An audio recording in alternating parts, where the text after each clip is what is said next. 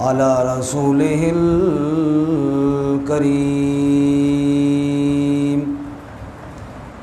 أما بعد فأعوذ بالله من الشيطان الرجيم.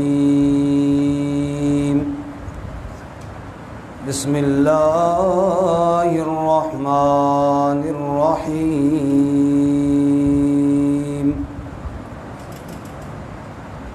والذين آمنوا أشد حبا لله. وقال النبي صلى الله عليه وسلم: من أحب لله وأبغض لله وأعطى لله ومنع لله فقد استكمل الإيمان. صدق الله وصدق رسوله النبي الكريم، ونحن على ذلك لمن الشاهدين والشاكرين، والحمد لله رب العالمين. درود شریف پڑھیں. اللهم صل على محمد وعلى آل محمد كما صليت على إبراهيم وعلى آل إبراهيم إنك حميد مجيد. اللهم بارك على محمد وعلى آل محمد كما باركت على إبراهيم وعلى آل إبراهيم إنك حميد مجيد. واجب الاحترام حضرات علماء کرام اور معزز سامعین، برادر مکرم حضرت مولانا محمد عبداللہ صاحب دامت برکاتہم عالیہ، اسی طرح ہمارے بھائی مخلص شیراز صاحب، اسی طرح ہمارے دیگر تمام ساتھیوں نے حکم ارشاد فرمایا اور ان کے حکم کی تعمیل میں درس قرآن کی نسبت سے حاضری ہوئی. اللہ رب العزت مجھے صحیح بیان کی توفیق عطا فرمائے، پھر ہم سب کو سن کر اس پر عمل کرنے کی توفیق عطا فرمائے.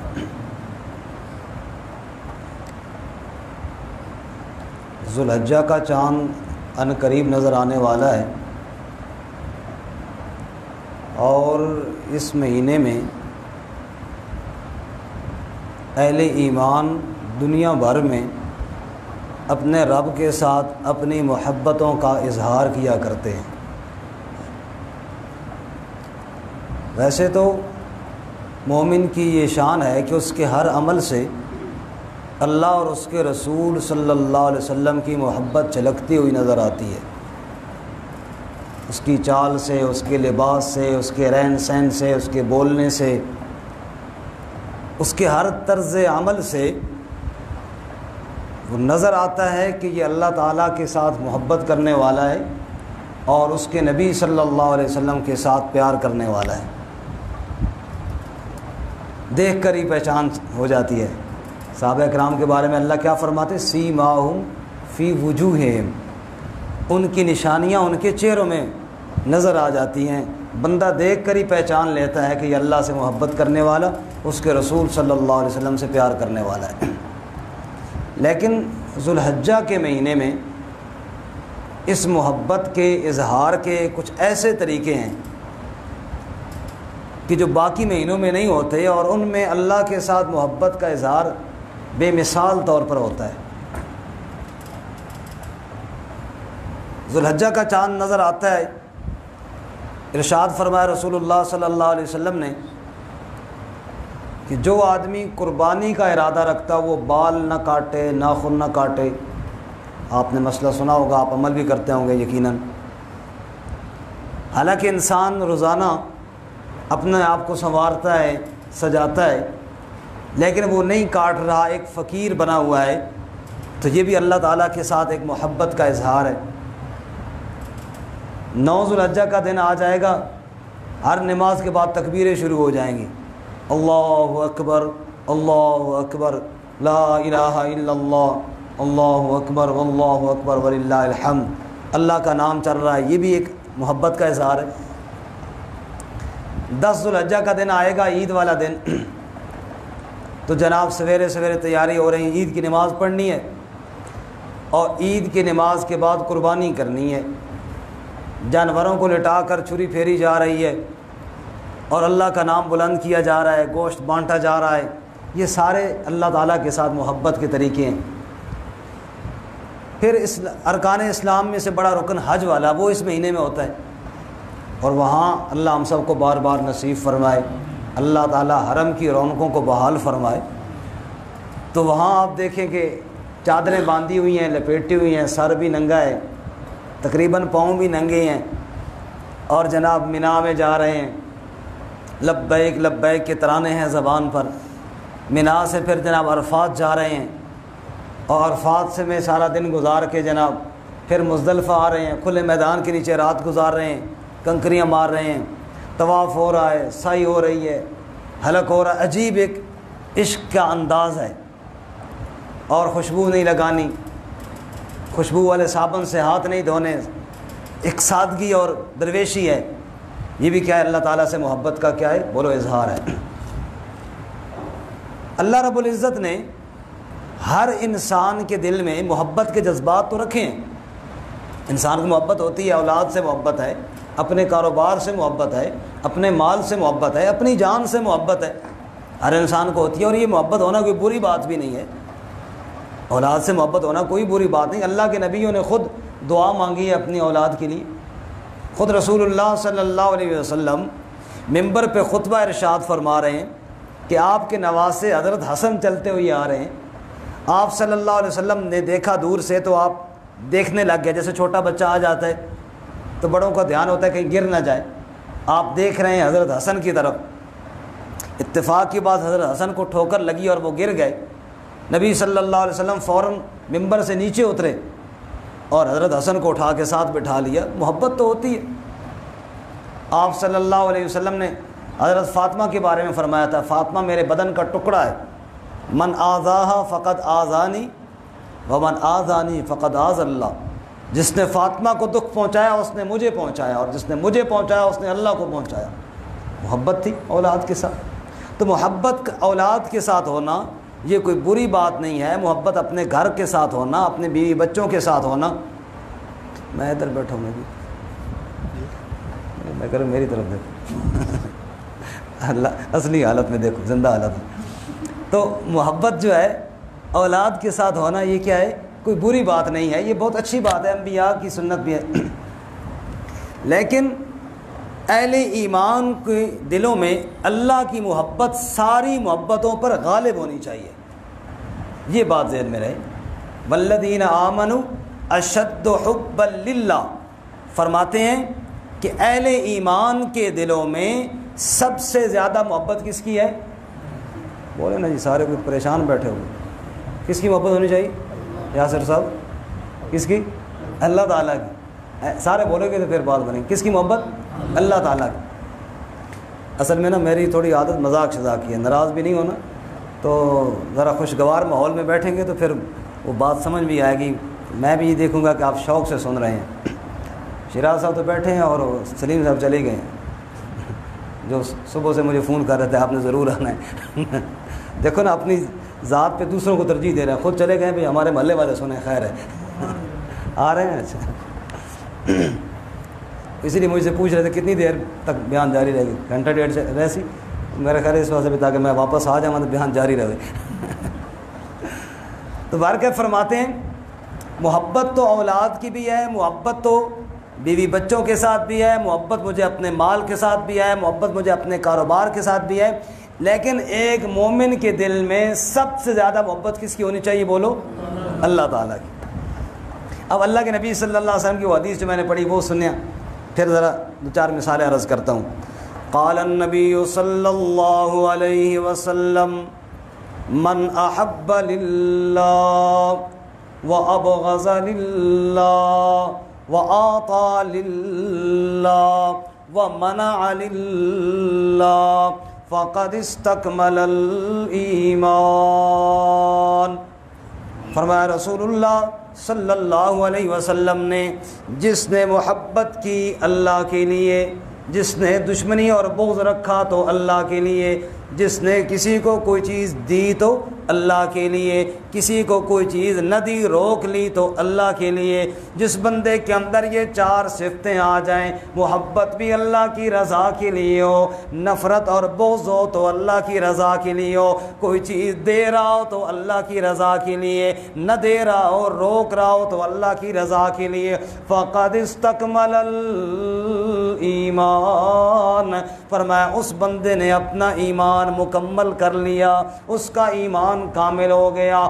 کامل ایمان کی نشانی یہ ہے دل میں سب سے زیادہ محبت اللہ کی ہونی چاہیے۔ کس کی ہونی چاہیے بولو؟ اللہ تعالیٰ کی ہونی چاہیے۔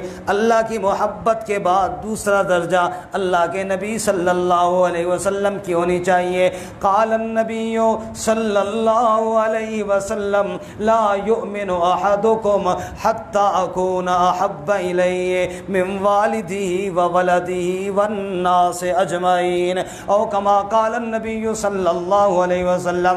ارشاد فرمایا میرے مرشد کریم امام الانبیاء محمد الرسول اللہ صلی اللہ علیہ وسلم نے، لوگوں تم میں سے کوئی بندہ اس وقت تک مومن نہیں ہو سکتا جب تک مجھ محمد صلی اللہ علیہ وسلم سے محبت، اپنی ماں باپ سے زیادہ، اپنی اولاد سے زیادہ، اپنی جان سے زیادہ، پوری کائنات سے بڑھ کر مجھ محمد صلی اللہ علیہ وسلم سے محبت نہ کرے تب تک بندہ مومن نہیں ہو سکتا۔ تو دل کے اندر محبت اللہ کی اور اس کے نبی صلی اللہ علیہ وسلم کی۔ اچھا اب یہ کیسے پتہ چلے گا؟ ایمان کے لیے شرط تو یہ ہے کہ اللہ اور اس کے نبی کی محبت زیادہ ہو، ٹھیک ہے، تب جناب بندہ مومن۔ اب یہ پتہ کیسے چلے گا کہ میرے دل میں محبت اللہ اور اس کے نبی کی زیادہ ہے یا مال اور اولاد کی زیادہ ہے؟ یہ پتہ چلتا ہے مقابلے کے وقت۔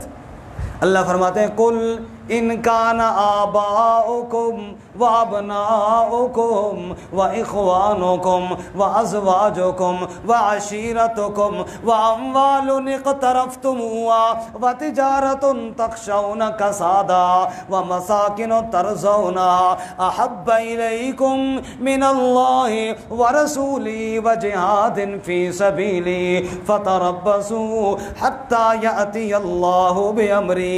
اگر مقابلہ آ گیا، ایک طرف اللہ کا حکم ہے، اللہ کے نبی کا حکم ہے، دوسری طرف ماں باپ کا حکم ہے، بہن بھائیوں کا حکم ہے، رشتہ داروں کا حکم ہے، میرے کاروبار میں پیسہ آنے کی بات ہے، اللہ فرماتے ہیں یہ تمہارے کنبے قبیلے والے، یہ تمہارے خاندان والے، یہ تمہارے کاروبار، یہ تمہاری تجارتیں، یہ تمہارے مکان، احب الیکم من اللہ ورسولہ وجہاد فی سبیلی فتربصوا حتی یأتی اللہ بامرہ۔ اگر ان کی محبت اللہ اور اس کے نبی اور جہاد کی محبت پر غالب آ گئی تو پھر اللہ کے عذاب کا انتظار کرو۔ جب مقابلہ آ جائے محبت اللہ کی غالب آنی چاہیے۔ مقابلے کے وقت محبت کسی غالب آنی چاہیے۔ مثال کے طور پہ عید کا موقع آ رہا ہے، بچوں کی فرمائش ہے، گھر والوں کی فرمائش ہے، اتنے پیسے آنے چاہیے، ہم نے فلاں چیز خریدنی ہے۔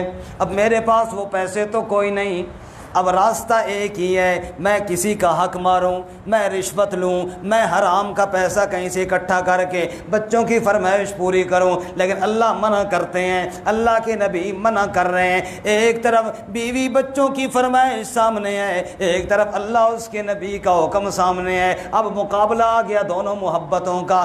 اگر اللہ کی محبت غالب آ گئی، نبی کی محبت غالب آ گئی، سمجھ جاؤں میرا ایمان الحمدللہ سالم موجود ہے۔ اور اگر اللہ نہ کرے کہ اللہ اور اس کے نبی کی محبت کو میں نے پس پش ڈال دیا اور دوسری محبت غالب آ گئی اور میں نے پرواہ نہ کی کہ اللہ اور اس کے نبی یہاں پر کیا کرتے ہیں، پھر مجھے اپنے ایمان کی فکر کرنی چاہیے، پھر ڈرنا چاہیے کہیں ایسا نہ ہو کہ جناب میرا ایمان اتنا کمزور ہوتے ہوتے کہیں مجھ سے رخصت ہی نہ ہو جائے۔ اللہ تعالیٰ ہم سب کی حفاظت فرمائے اور اللہ ہمارے ایمان کی حفاظت فرمائے۔ جیسے ہر چیز کی بندہ حفاظت کرتا ہے نا، ایسی ایمان کی بھی حفاظت کرنی پڑتی ہے، موقع بہ موقع، قدم قدم پہ بندے کو سوچنا چاہیے کہ یہاں پہ محبت کون سی غالب آ رہی ہے۔ مولانا بتا رہے تھے کہ ہمارے درس میں سورہ یوسف چل رہی ہے، اللہ اپنے بندوں کے دلوں کی کیسی حفاظت فرماتے ہیں کہ جب بھی محبت میں اللہ تعالیٰ دیکھتے ہیں کہ محبت کسی اور کی بڑھ رہی ہے تو اللہ جدائیاں ڈال دیتے ہیں۔ یعقوب علیہ السلام کے دل میں محبت تھی نا یوسف علیہ السلام کی، اور یہ محبت جب زیادہ ہوئی اللہ تعالیٰ نے جدائیاں ڈال دی، اور اتنی لمبی جدائیاں کہ قرآن بیان کرتا ہے وَتَوَلَّىٰ عَنْهُمْ وَقَالَ يَا أَسَفَىٰ عَلَىٰ يُوسُفَ وَابْيَضَّتْ عَيْنَاهُ مِنَ الْحُزْنِ فَهُوَ كَظِيمٌ۔ حضرت یعقوب علیہ السلام اپنے لخت جگر یوسف علیہ السلام کے لیے اتنا روئے کہ آنکھوں سے بینائی بھی چلی گئی ہے، لیکن جب کسی کہنے والے نے یہ کہا بابا کیوں اتنا رو رہے ہو، کوئی بتاؤ ہمیں تمہارا مسئلہ کیا ہے، کوئی دکھ ہمیں سناؤ، تو یعقوب علیہ السلام نے جواب میں کیا کہا انما اشکو بثی وحزنی الی اللہ۔ سبحان اللہ، سب کہو سبحان اللہ۔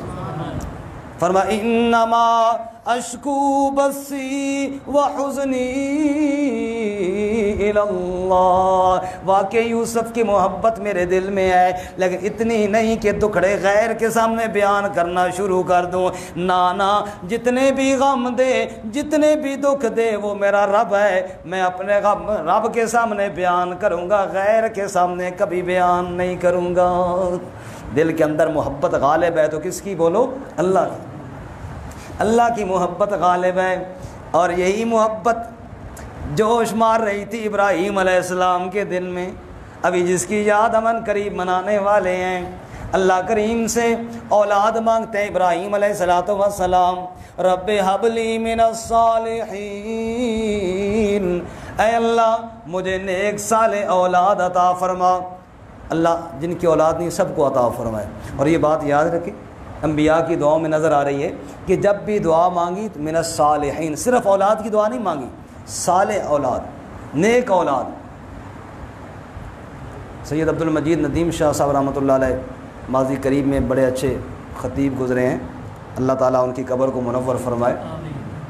شاہ صاحب کی تقریر میں ایک بات میں نے سنی، کہہ رہے تھے کہ ایک حاجی صاحب مجھے بتانے لگے جو اپنی اولاد سے، بیٹے سے بڑے تنگ تھے، تو شکوے شکایت کیے۔ شاہ جی کہتے ہیں کہ میں نے کہا حاجی صاحب یہ بتاؤ کہ جب آپ دعائیں مانگتے تھے نا، کیونکہ کافی عرصہ انہوں نے بتایا کہ اولاد نہیں ہوئی، تو آپ دعا کیسے مانگتے تھے؟ کہ میں کہتا تھا یا اللہ تو نے جانوروں کو بھی بیٹے دیے ہیں، تو نے درندوں کو بھی دیے ہیں، سانپ بچھو کو بھی دیے ہیں، اللہ ایک مجھے بھی دے دے۔ شاہ جی کہتے ہیں میں نے کہا بابا جی آپ نے تو اللہ تعالیٰ سے مانگا ہی ایسا ہے، آپ نے صالح کیوں نہیں مانگا؟ دعا مانگتے وقت یہ نہیں کہنا تھا کہ درندوں کو بھی دیے تو مجھے بھی ایک دے دے، تو وہ تو درندہ مل گیا نا آپ کو، سانپ بچھو کو بھی دیے تو مجھے بھی دے دے، ایسا نہیں مانگنا چاہیے تھا۔ رب حب لی من الصالحین، جب بھی اولاد کے لیے دعا مانگو تو ساتھ یہ دعا ضرور مانگو اے اللہ اولاد صالح عطا فرما۔ ایسا نہ ہو کہ وہ اولاد ماں باپ کی بھی نافرمان ہو، رب کی بھی نافرمان ہو، تو انسان کے لیے دنیا میں یعنی جہنم بنا دے۔ اللہ ہم سب کی اولادوں کو نیک بنائے۔ ابراہیم علیہ السلام دعا مانگ رہے ہیں رب حب لی من الصالحین، اے اللہ صالح اولاد عطا فرما۔ اور مانگتے مانگتے عمر کافی ڈھلتی جا رہی ہے، لوگ تانا دیتے ہیں ابراہیم اللہ سے دعا مانگ رہا ہے، بڑی محبت کے دعوے کرتا ہے رب سے، اللہ نے تجھے اولاد بھی کوئی نہ دی، جواب بھی کوئی نہیں دیا، ہاں نہ بھی کوئی نہیں کی۔ ابراہیم علیہ السلام جواب میں کہتے ہیں ان ربی لسمیع الدعاء، اولاد دے یا نہ دے یہ تو اس کے اپنے فیصلے ہیں، میرا دل کے اندر اب بھی ایمان ہے، میرا اللہ میری دعاؤں کو قبول کرنے والا ہے۔ مایوس نہیں ہوا اپنے رب سے۔ خیر جب اولاد مل گئی، اور بڑے عرصے بعد جب اولاد ملے بڑی پیاری لگتی ہے، ظاہر بات ہے دل کے اندر محبت تھی۔ رب نے کہا اب ابراہیم کے دل میں اس اسماعیل بیٹے کی محبت بڑی ہے، لیکن دیکھنا یہ ہے محبت رب کی غالب ہے یا اسماعیل کی غالب ہے، کیونکہ محبت اولاد کی ہونا بری بات نہیں ہے، لیکن اولاد کی محبت غالب ہو جانا بری بات ہے. غالب رب کی محبت ہونی چاہیے, اولاد کی محبت مغلوب ہونی چاہیے. اللہ نے فرمایا اے میرے ابراہیم, یہ جو مانگ مانگ کر مجھ سے تو نے بیٹا لیا ہے نا, جا اس کو جنگل کے اندر چھوڑ کر آ جائے. دوسری بات ہی نہ کہ ابراہیم خلیل اللہ نے ننھے اسماعیل کو اور اپنی بیوی ہاجرہ کو جنگل کے اندر چھوڑ کر آ گئے جہاں آج بیت اللہ ہے. چھوڑنے کے بعد رب کے سامنے فریاد کرتے ہیں, ربنا انی اسکنت من ذریتی بواد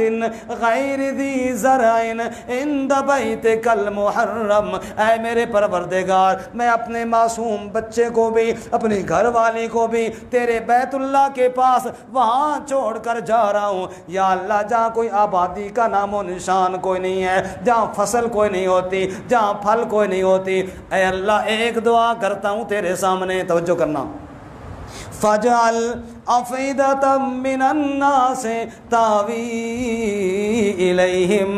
اے اللہ دنیا والے انسانوں کا دل اس جگہ کی طرف پھیر دے, لوگوں کے دلوں میں اس جگہ کی محبت پیدا کر دے تاکہ یہاں کوئی آبادی ہو جائے. اللہ نے خلیل کی دعا کو اتنا قبول کیا, آج بھی مسلمان تڑپتے ہیں بیت اللہ کی زیارت کے لیے. اللہ ہم سب کو وہاں بار بار حاضری نصیب فرمائے. یہ محبت ہے نا, اللہ تعالیٰ نے محبت دلوں میں ڈال دی ہے اس خطے کی. لیکن اللہ کریم فرماتے ہیں چھوڑ کر چلا جا, اسماعیل کو چھوڑ کر چلے گئے. اللہ کہتے ہیں فلما بلغ معه السعی, وہی اسماعیل جب چلنے پھرنے کے قابل ہوا, اللہ نے فرمایا خواب کے اندر حکم دیا. بیٹے اسماعیل سے ابراہیم علیہ السلام کہتے ہیں یا بنی انی ارا فی المنام انی اذبحک فانظر ماذا تری. میرے بیٹے خواب کے اندر مجھے رب نے حکم دیا تیرے ذبح کرنے کا, اب تو بتا تیرے دل کی کیا پوزیشن ہے. لیکن بیٹا اسماعیل تھا, اس کے دل کے اندر بھی رب بستا تھا. اسماعیل نے جواب میں کہا یا ابت افعل ما تؤمر ستجدنی انشاء اللہ من الصابرین. بابا جی جو اللہ نے آپ کو حکم دیا وہ کر گزریے, انشاءاللہ میں صبر کر کے دکھاؤں گا. یہ محبت دل میں غالب کس کی ہے؟ بولو سارے بولو, کس کی غالب ہے؟ اللہ کی محبت دل میں غالب ہے. بیٹے کو لٹا کر ذبح کرنے لگے ہیں. قرآن بیان کرتا ہے وَنَادَيْنَاهُ أَن يَا إِبْرَاهِيمُ قَدْ صَدَّقْتَ الرُّؤْيَا. ہم نے آواز دے کر کہا اے ابراہیم, ہم نے تو خواب کے اندر حکم دیا تھا لیکن تو نے دل کی محبت کو سچا ثابت کر دیا, تو نے خواب کو سچ کر دیا. سلام علی ابراہیم, اے ابراہیم تیرے اوپر رب کے سلام ہو, اسماعیل کو ذبح نہ کر, ہم نے اس کا فدیے میں دمبا بھیج دیا ہے. تو یہ محبت غالب کس کی ہونی چاہیے؟ سارے بولو کس کی؟ یہی شیوا انبیاء علیہ الصلوۃ و تسلیمات کا ہے. رسول اللہ صلی اللہ علیہ وسلم نے کبھی اپنی ذات کے اوپر ظلم کرنے والوں سے بدلہ نہ لیا. کوئی سوچ سکتا ہے طائف کے پتھر مارنے والوں کے لیے دعائیں فرما رہے ہیں, چچا کے امیر حمزہ کے قاتل کو سینے سے لگا رہے ہیں, اور مکہ جب فتح ہوا تو جو جان کے دشمنوں کو پناہ دے رہے ہیں. تو یہ کیا تھا؟ رب کی محبت غالب تھی, باقی ساری محبتیں مغلوب تھیں.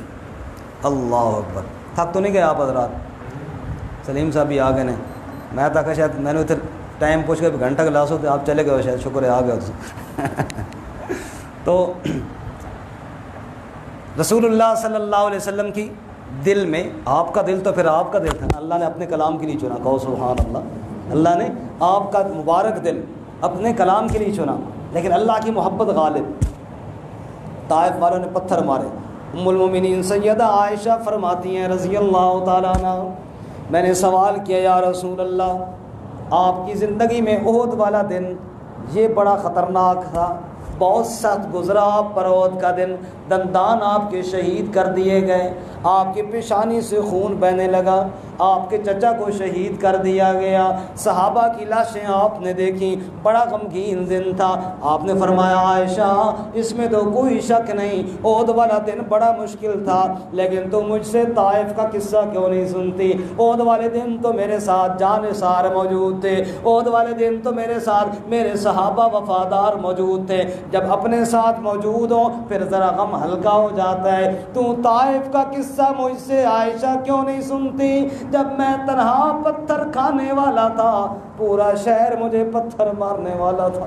اللہ صلی اللہ، محبت سے بولو گے تو پھر میرا دل بھی خوش ہو جائے گا، اللہ کے نبی صلی اللہ علیہ وسلم بھی خوش ہوں گے، نبی پاک پہ درود بھیجو گے رب بھی خوش ہو جائے گا۔ کہو صلی اللہ علیہ وسلم۔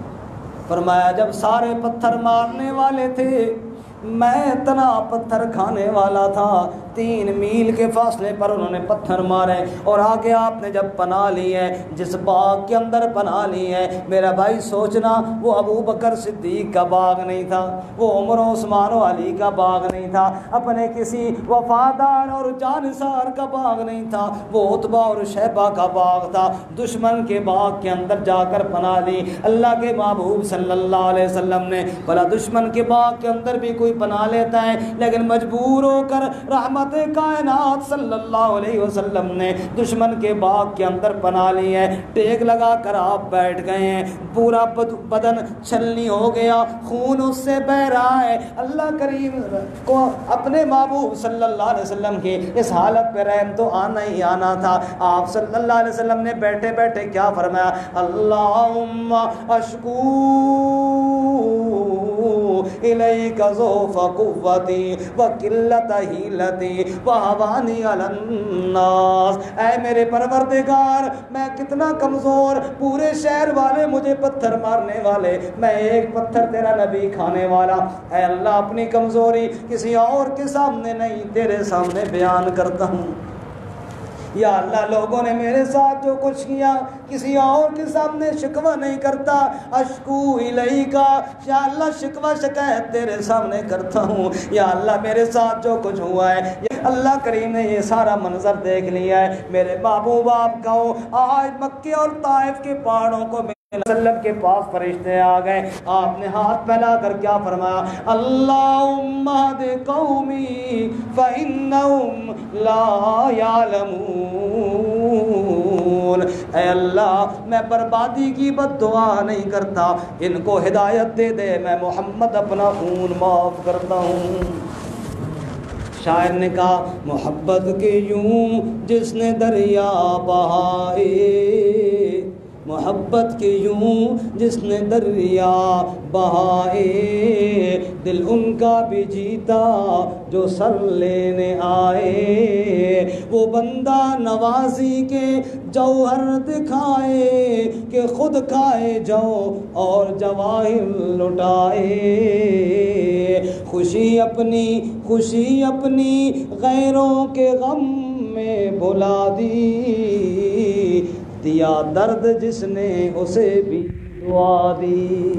صلی اللہ علیہ وسلم دشمنوں کے لیے بھی دعائیں کرنے والا۔ یہ کیوں دعائیں دے رہے ہیں؟ اس لیے کہ دل کے اندر رب کی محبت غالب تھی۔ یا اللہ تیرا کلمہ پڑھنے میں اپنے زخم معاف کرتا ہوں۔ اپنی جان کی محبت اتنی نہیں تھی جتنی اللہ کریم کی محبت غالب تھی۔ اور میرے بھائی جس نے میرے نبی سے کلمہ سیکھا اس نے بھی سمجھ لیا رب کی محبت ہی کام آنے والی ہے، اس نے بھی یہ محبت الہیہ کو دل کے اندر جگا دے۔ نبی پاک صحابہ اکرام کی محفل میں بیٹھے ہوئی ہیں، ایک بندے نے آ کر پیغام دیا، یا رسول اللہ آپ کی بیٹی آپ کو بلا رہی ہے۔ کیوں بلا رہی ہے؟ اس کے بچے کی طبیعت بڑی خراب ہے، کہہ رہی جلدی میرے بابا کو بلا کے لے آؤ۔ نبی پاک نے فرمایا نا میرے آنے کی ضرورت نہیں، جا کر میری بیٹی کو پیغام دو، ان للہ ما اخذ ولہ ما اعطى وکل شیء عندہ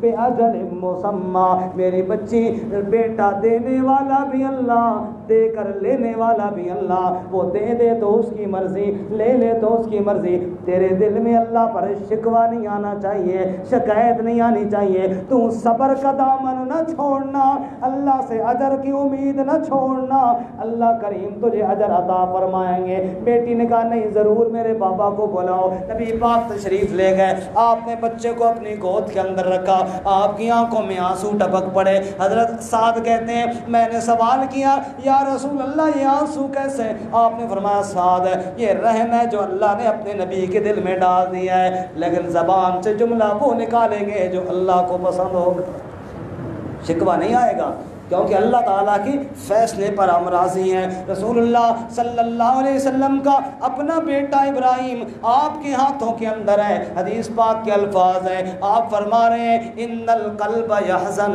وان العین تدمع وانا بفراقک یا ابراہیم لمحزونون۔ فرماتے ہیں کہ آج دل بڑا دکھی ہو گیا، کیونکہ آپ کا لخت جگر ہے نا، دنیا سے جانے والا ہے، سانس اکھڑ رہی ہے۔ آپ فرماتے ہیں ان القلب یحزن، کیا ہو گیا جی؟ میک بھی گر گیا تو میرے خیال کوئی کیڑا بھی گڑا نا اندر بڑھ گیا، وہ بھی گل پہ کیا فرماتے ہیں جی؟ ان القلب یحزن وَإِنَّ الْعَيْنَ تَدْمَعُ وَإِنَّا بِفِرَاقِكَ يَا إِبْرَاهِيمُ لَمَحْزُونُونَ۔ دل بڑا غمگین ہے، بیٹا جو جا رہا ہے، دل بڑا غمگین ہے، آنکھوں میں آنسو ہیں۔ ابراہیم تیری جدائی نے تیرے بابا محمد صلی اللہ علیہ وسلم کو دکھیا کر دیا ہے، لیکن بات وہی کہیں گے جو اللہ کو پسند ہے، اِنَّا لِلَّهِ وَإِنَّا إِلَيْهِ رَاجِعُونَ۔ کہو سبحان اللہ۔ تو میرے بھائیوں جتنی بھی مثالیں دیں، خلاصہ آخر میں یہی ہے کہ بس دل میں محبت رب کی غالب ہونی چاہیے۔ یہ جو ہم عبادت کرتے ہیں نا، بعض عبادات کا تعلق دل کے ساتھ ہوتا ہے، اور علماء فرماتے ہیں، حضرت تشریف فرمائے کہ 5 رکن ہیں جن کا تعلق دل کے ساتھ ہے۔ کتنے ارکان ہیں جی؟ سارے بولو کتنے؟ یہ اتنی بات تو سب کو یاد ہونی چاہیے، 5۔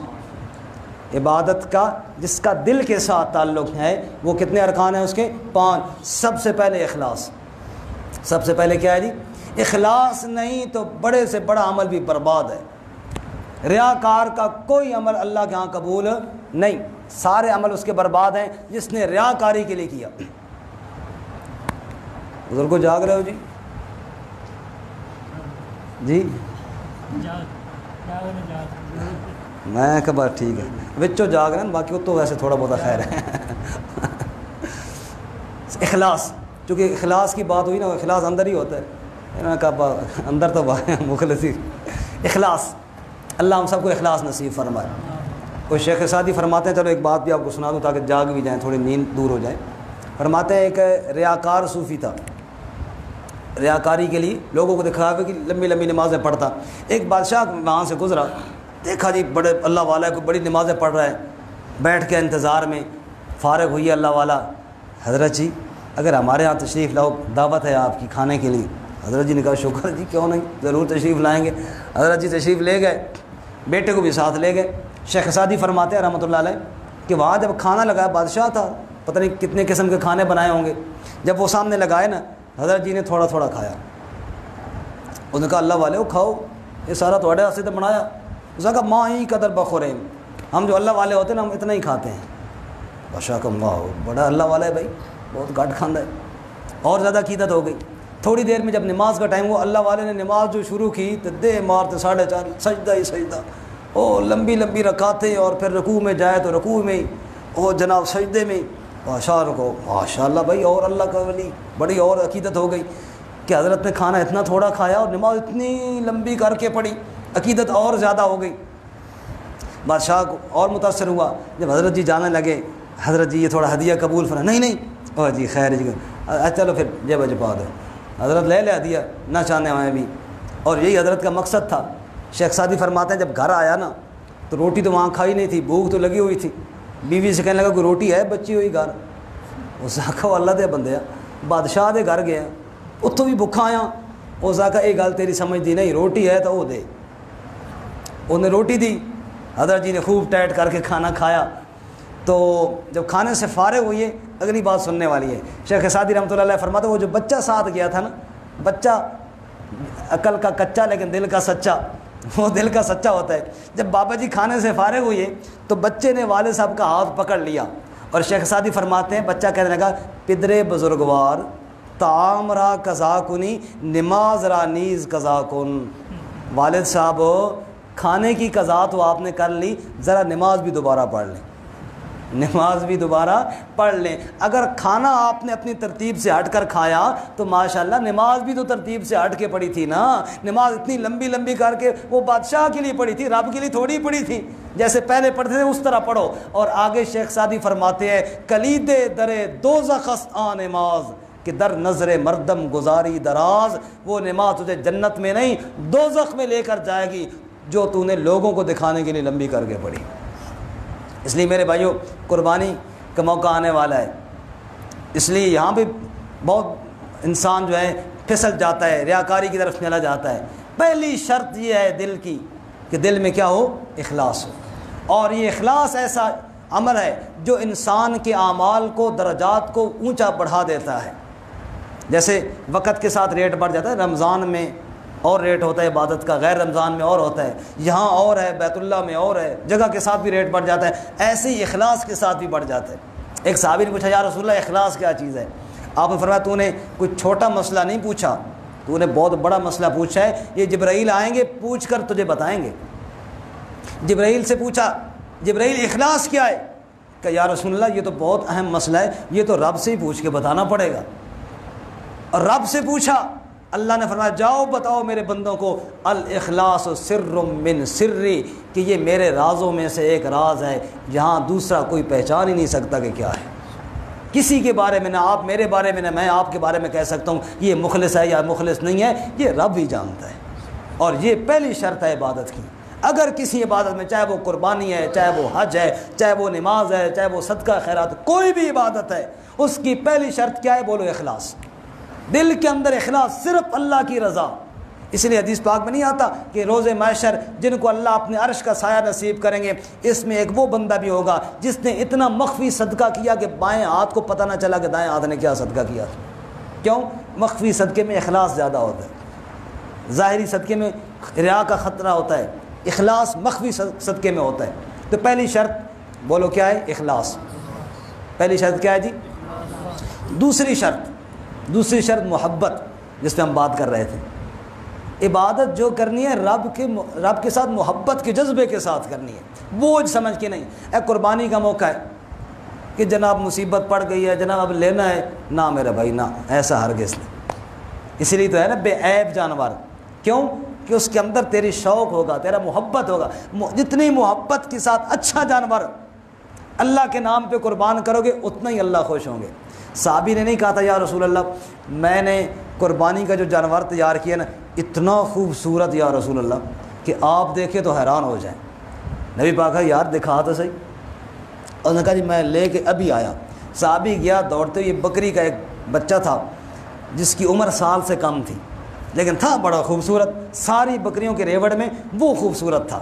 اس نے کہا تھا اس کو قربان کرنا. اس نے اٹھایا، پاک کے نبی بھائی یہ ہے یا رسول اللہ. آپ نے دیکھا واقعی بڑا خوبصورت. کہا سال کا پورا ہے؟ کہا جی نہیں سال میں سے تو کچھ کم ہے. کہا اللہ کے بندے سال میں سے کم ہو تو اس کو قربانی جائز ہے نہیں. اوہو. اب وہ صحابی اس لیے نہیں دے رہا تھا کہ وہ سستا ہے، وہ اس لیے دے رہا تھا کہ سب سے مہنگا اور قیمتی ہے. اب جب وہ اٹھا کر واپس جانے لگا جبرائیل آئے وہی لے کر.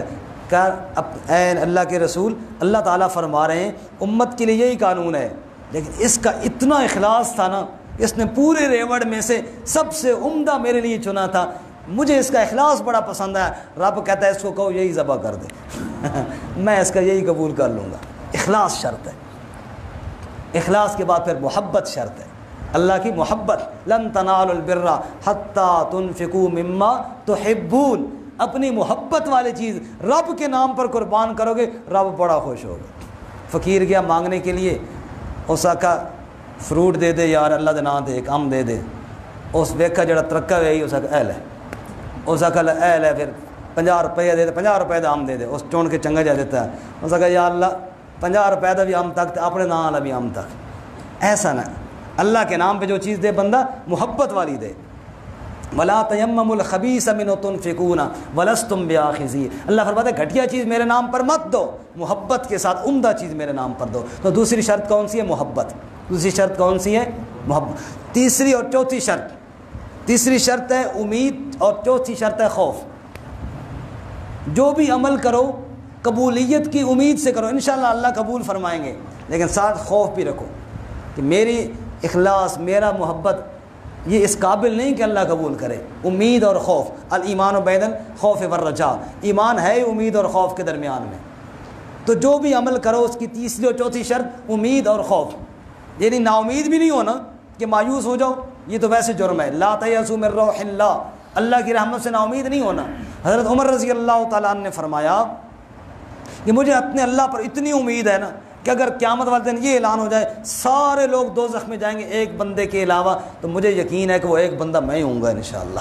مجھے اللہ نہیں دوزخ میں بھیجے گا. اور ڈر بھی بڑا ہے, اگر یہ اعلان ہو جائے کہ سارے جنت میں ایک بندہ دوزخ میں, تو ڈر ہے کہیں وہ ایک میں نہ ہوں. یعنی امید بھی ہو اور خوف بھی ہو. اور آخری شرط وہ ہے توکل, دل کے اندر بھروسہ کہ بندہ ڈر کے پھر چھوڑ ہی نہ عمل دے, اب کرنا ہے عمل. جیسے بعض لوگ کہتے ہیں نا نماز پڑھنے ہو جی, جی پڑھنے ہیں جی, تسی پڑھو نا, اور چھوڑو جی ساڑی کیڑی نمازاں جی, دھیان پتہ نہیں کیڑے پاسے ہونا ہے, تو سچی دس تو دھیان اللہ کی طرف ہے, نہیں جی غلطی ہے. ہاں پھر یہ جی نماز کا کیڑا فائدہ, کہہ دیتے نا وہ یہ جی نماز کا کیڑا فائدہ, نماز اتنے پڑھنے ہوتا دھیان تھوڑا کتنے ہوتا ہے جی. میرے بھائی نہیں, کمزوریاں واقعی ہیں, امید بھی اور خوف بھی, لیکن توکل کر کے عمل چھوڑنا نہیں ہے. اللہ پر بھروسہ کر کے عمل کرنا ہے, یہی ٹوٹا پھوٹا اللہ تعالیٰ قبول فرمائیں گے. ما عندکم ینفد وما عند اللہ باق. بس میں بات ختم کرنے والا ہوں, آپ غصے کے ساتھ نہ دیکھیں. بس ایک بادشاہ کے سامنے نا ایک غریب آدمی نے سوچا بھئی بادشاہ کو کوئی ہدیہ دینا چاہیے. بادشاہ کو کیا دینا چاہیے؟ ہدیہ دینا چاہیے. اب سوچتا ہے کہ یار کون سی چیز دوں, میرے پاس کیا ہے کہ دوں. سوچتا رہا, کئی سال گزر گئے, کوئی ذہن میں چیز نہ آئے ایسی کہ بادشاہ کو دوں. ایک دفعہ بارش ہوئی نا, اس نے کہا یار بادشاہ کو بارش کا پانی پلاتے ہیں, یہ تو بادشاہ نے نہیں پیا ہوگا. مولانا روم رحمۃ اللہ علیہ لکھتے ہیں اس نے ایک صاف گھڑا لیا, گھڑے کو دھویا, بارش کے میٹھے پانی سے بھرا, اوپر سے بند کیا, چل پڑا جی بادشاہ کو. اب جاتے جاتے پتہ نہیں اس کے 10 دن لگے, 15 دن لگ گئے. وہاں بادشاہ کے پاس وہ تھوڑا ہی فارغ بیٹھا تھا, ٹائم نہ ملے ملاقات کا. پھر کئی دن گزر گئے, مہینہ حتیٰ کہ گزر گیا. پانی تو پتہ نہیں تازہ اس دن تھا جس نے بھرا تھا.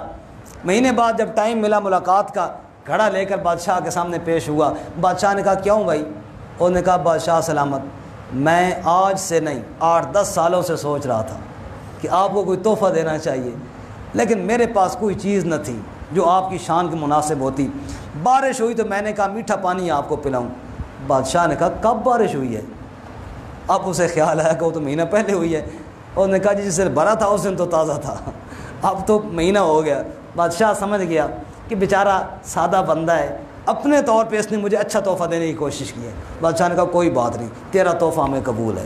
انہوں نے کہا نوکروں سے جاؤ پانی تو باہر بہا دو, اب مہینے کا پرانا پانی کون پیے گا. لیکن اس نے اخلاص کے ساتھ دیا ہے.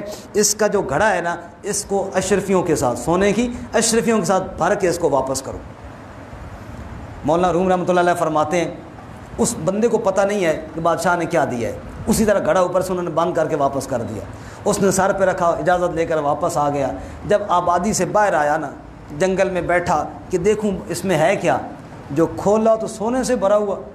اتنا سونا کبھی اس نے خواب میں بھی نہیں دیکھا تھا. مولانا فرماتے ہیں اس نے جھولی کے اندر وہ ساری اشرفیاں ڈالیں اور ان کو الٹائے پلٹائے, یوں کرے کبھی یوں کرے کبھی یوں کرے, اور کہے واہ بھائی واہ, بادشاہ میرے بادشاہ ہی ہوندے نے. بادشاہ کیا ہوندے نے شیراز صاحب, بادشاہ ہی ہوندے نے. میں نے پانی دیا اور وہ بھی باسی مہینے کا, اور اس نے اتنا بڑا سونا انعام میں دے دیا. مولانا روم یہ بات لکھ کے آگے فرماتے ہیں وہ تو بادشاہوں کا بادشاہ ہے جس کے لیے تم عمل کر رہے ہو نا, ٹوٹا پھوٹا ہی کر رہے ہو. جیسے اس فقیر سے غلطی ہو گئی تھی, تم تو جس کے لیے عمل کر رہے ہو، قربانی کا جانور جس کے لیے خرید رہے ہو، تم جس کے لیے نماز پڑھ رہے ہو، صدقہ کر رہے ہو، دیگر اعمال کر رہے ہو، وہ کون ہے؟ وہ تو بادشاہوں کا بادشاہ ہے، تم اس کے لیے کر رہے ہو۔ جیسا بھی ہے ٹوٹا پھوٹا کرو، اخلاص کے ساتھ کرو جناب، محبت میں کرو جناب، امید سے کرو جناب، خوف سے، اور اس پر بھروسہ کر کے آگے کر گزرو۔ پھر دیکھنا جب وہ بدلہ دے گا نا، وہ اپنی شان کے حساب سے دے گا، وہ تیرے عمل کو نہیں دیکھے گا، وہ اپنی شان کے حساب سے، وہ مالک الملک ہے، اس حساب سے بدلہ دے گا۔ اس لیے میرے بھائیوں، محبت دل میں ہوتی ہے، لیکن رب کی محبت غالب رکھ کے جب ہم جئیں گے نا، خدا کی قسم موت کے وقت بھی ایمان نصیب ہوگا انشاءاللہ۔ بس نہیں، دعا کا ٹائم آ گیا، اب دعا کر کے جائیں۔ اس لیے آخر میں دعا کرتے ہیں، اللہ تعالیٰ سے فریاد کرتے ہیں۔ کون سی فریاد؟ مل کے میرے ساتھ کریں، یار رہے یا رب تو میرا اور میں تیرا یار رہوں، کہو آمین۔ یا اللہ ہم تیرے ہو جائیں اور تو ہمارا ہو جائے، یار رہے یا رب تو میرا اور میں تیرا یار رہوں، مجھ کو فقط ہو تجھ سے محبت، دنیا سے میں بیزار رہوں، ہر دم ذکر و فکر میں تیرے مست رہوں، سرشار رہوں، ہوش رہے مجھ کو نہ کسی کا، تیرا مگر ہوشیار رہوں، اب تو رہے بستا دم آخر ورد زباں، اے میرے الہ لا الہ، پڑھو ذرا سارے، لا الہ الا اللہ، لا الہ الا اللہ، یاد میں تیری سب کو بھلا دوں، کوئی نہ مجھ کو یاد رہے، یاد میں تیری سب کو بھلا دوں، کوئی نہ مجھ کو یاد رہے، تجھ پر سب گھر بار لٹا دوں، خانہ دل آباد رہے، سب خوشیوں کو آگ لگا دوں، غم سے تیرے دل شاد رہے، سب کو نظر سے میں اپنی گرا دوں، تجھ سے فقط فریاد رہے، سب کو نظر سے میں اپنی گرا دوں، تجھ سے فقط فریاد رہے، اب تو رہے بستا دم آخر ورد زباں، اے میرے الہ لا الہ الا اللہ، لا الہ الا اللہ۔ یہ میں رات کو روزانہ آن لائن درس دیتا ہوں 10 بجے، اور ہمارے کچھ ساتھی ابھی بھی سن رہے ہوں گے، باقاعدہ مکہ مکرمہ میں حدود حرم میں سنتے ہیں، اس لیے آپ کی آواز بھی وہاں جا رہی ہوگی انشاءاللہ۔ ذرا محبت کے ساتھ بولیں، لا الہ الا اللہ، لا الہ الا اللہ، لا الہ الا اللہ، لا الہ الا اللہ۔ اگر کوئی پوچھیں یہ سبق کہاں سے ملا تو جواب محمد الرسول اللہ، ہمارے نبی ہیں محمد مکرم صلی اللہ علیہ وسلم، بولو ذرا صلی اللہ علیہ وسلم، رسول مکرم شفیع معظم صلی اللہ علیہ وسلم، آمد ان کی باعث